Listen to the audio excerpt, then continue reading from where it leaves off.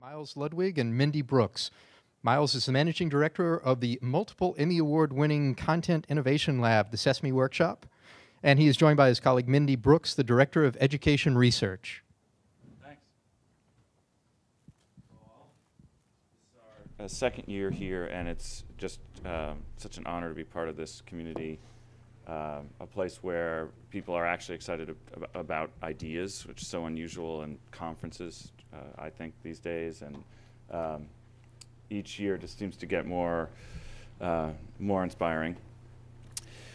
We're part of an effort at the workshop and at Sesame Street to develop new educational content experiences that are enabled by emerging technology. And so we do work in speech recognition, textural interfaces, and in particular in augmented reality. And just for 15 minutes or so, we're going to talk about something that we've been working on that was built with Qualcomm's Vuforia. It uses the text recognition capabilities of Vuforia.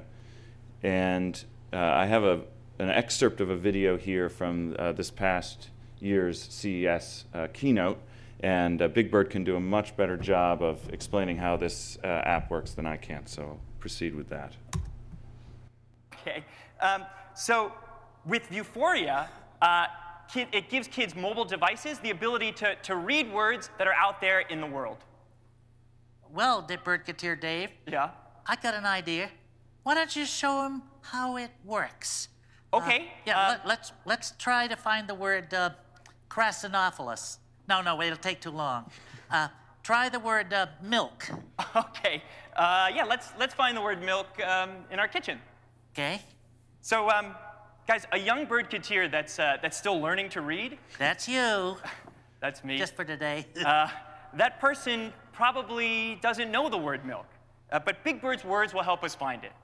Vuforia is going to give the application the ability to read. Watch. Let's see here. Ooh, here's a word on this box, Big Bird. Is it milk? Let's find out. Guys, I'm just going to take my wordoscope, and I'm going to move it over to the word on the box, and Big Bird's voice is going to tell us if that word is milk. My own voice? Your voice. Check this out, Okay, guys. I'm going to listen to this. Gee, you're good at finding words. You found this one, cereal. But we're looking for another word. Look for milk. Hey, that was my voice, Dave. You're good at finding words. You found this one. Your voice again. Yeah, hey, it was talking while I was talking. I bet we'd find the word milk, say, if we looked on a milk carton. Yeah, okay. Why don't we do that? I'm going to take my wordoscope again. And guys, this time, I'm going to move it over to the word that's on this carton. And Big Bird's voice will let us know if that word is milk. Here we go. And? You found it. Milk. Milk starts with the letter M. That was my voice. We did it, Big Bird. Yeah, well, that's great. We did it. Hooray. Guys, So that's the essence of it. We're a very research-driven organization, as some of you may know. And so, in fact, the initial purpose of this prototype was to test this approach to text recognition and literacy learning with kids. And there's, just hot off the presses, some research that was just finished. And so my colleague Mindy will take you through some of that. Switch over here. So one thing that we, as Miles mentioned, we test everything, but we are very committed to seeing if kids can learn and enjoy the products that we produce. So this app will be commercially released this September. So we decided we wanted to do a large study in rural Idaho to see if we just give kids phones in classrooms for a set period of time, using augmented reality text recognition, can they learn? Do they learn? Our goals for the app was to help children start to recognize there's words all around them. So it's literally using the phone as a digital tool to learn and engage with the world. And we had never seen what the impact of that would be. We wanted them to help understand that the words have meaning and that there's a broader context for those words. And we wanted to assist with vocabulary acquisition. So we wanted to test it. Does this work? So let me just give you a quick overview on how we did this, because it'll help give you insight into our learnings from this. So as I mentioned, we did an educational impact study with low-income preschool children in Western Idaho Head Starts. We wanted to identify the usability issues, because at this point it's a prototype phase. It's not to the commercial application yet. So we're using this as formative research, as well as looking at educational impact to see if we're on target. And we want to understand teachers' perspectives on the experience. Do they see this as a learning tool? Do they like it? What do they think about this emerging technology in their classroom? Because these are very low-tech classrooms, if you can imagine. We had 154 children in this sample. We control experimental design, so half of the kids received a control group materials, and the other half received Big Bird's words in their classroom. Primarily 4- and 5-year-olds, primarily white and Latino students, about split equally gender-wise. So a methodology overview. Children, it's a randomized control trial, in this pre-post test study. The control group received Sesame Street print workbooks, not related to anything that the app would be teaching. So it's all focused on math, numbers, and shapes. Prior to this study, teachers and school staff were asked a survey based on their media usage to give us a general understanding of what they use, their familiarity with technology, and their perceptions. And then teachers in both the control and experimental groups were asked to fill out logs for us to give us an understanding of what their daily usage of the app was. So after the pre-test questions, children in the control group did their workbooks for 10 days. It was over the course of a month, so we spread it out. We gave them the flexibility, Teachers were trained beforehand on just how to even turn on the phone, actually. I had about 45 minutes to an hour with about 30 teachers in a room, and they all had the new phones, and many of them do not have smartphone access or use at all. So it was literally learning how to turn a phone on, how to troubleshoot. If the app crashes, what do you do at this time? Very basic. And then we put 8 phones per classroom, and we left. And we asked them to focus the first 5 days on the target words. As you saw in the little video, they were looking for the word milk. It's also milk, cereal, eggs, oranges, carrots. Those are the 5 words that kids were asked to focus on. And then the remaining 5 days, we asked them to explore the word tree, which is the end part where, if you saw the other words that are related and associated with the target words. And then we had the daily log, and then post-tests were conducted about a month after the start of the study, approximately 2 days after the children finished playing with the app or the workbooks. So what did we find?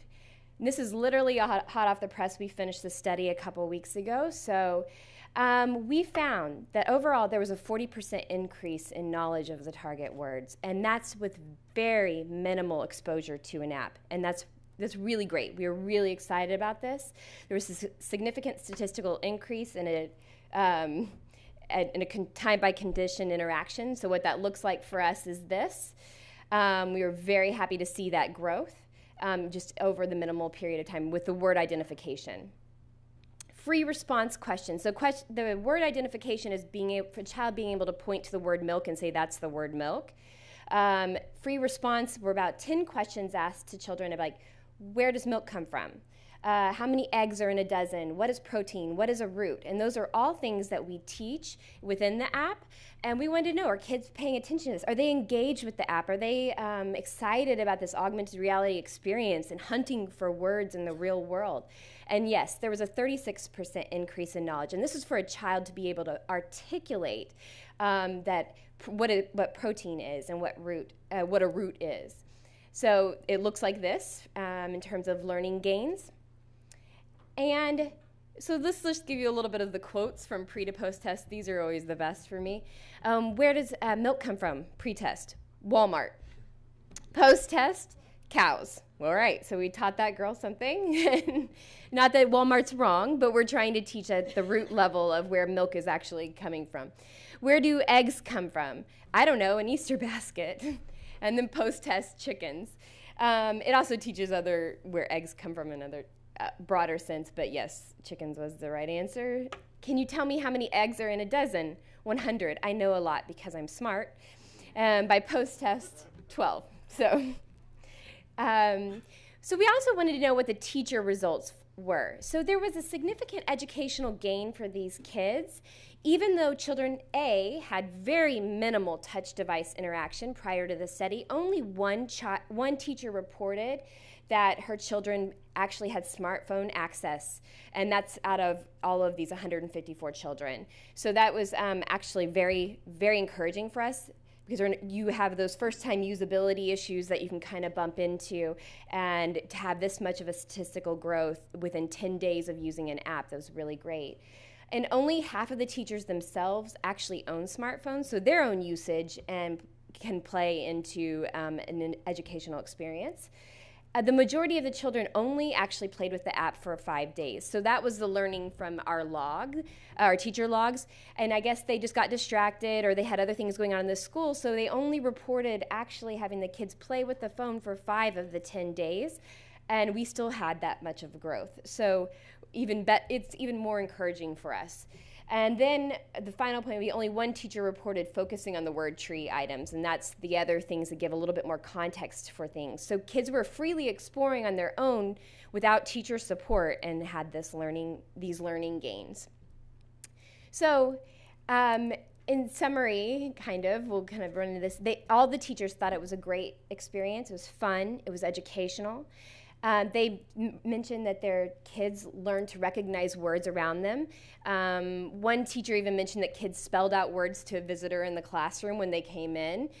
And almost all of the teachers mentioned that kids actually work together while playing an app. And we never see that. And we test everything. You get your phone, and that's my phone. It's not something to share with your neighbor, but instead this activity was actually encouraging kids to play together, and we did not expect that finding at all. And so in conclusion, these are our takeaways. There is very limited research to date on children's learning from mobile devices, large-scale studies.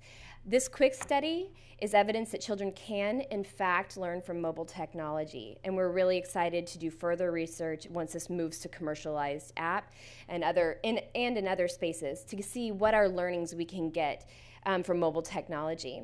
Even fewer studies have actually been conducted in classroom environments. The results also show that we can put mobile technology into classrooms for short periods of time with little teacher training and still have significant learning gains. The results also show that educational and innovative digital experiences can be used to teach children, and utilizing new technologies like augmented reality can help support and enhance learning for children when used strategically, and that's what we want to do. It keeps kids hooked. It was so fun for them because it's something they've never seen. So we were really excited about the future of this app and what it can do for kids everywhere. So thank you. Right on. Beautiful. Yeah. And just a quick note, this prototype is running downstairs in the Qualcomm booth if you're interested in playing with it and getting hands-on. Thanks.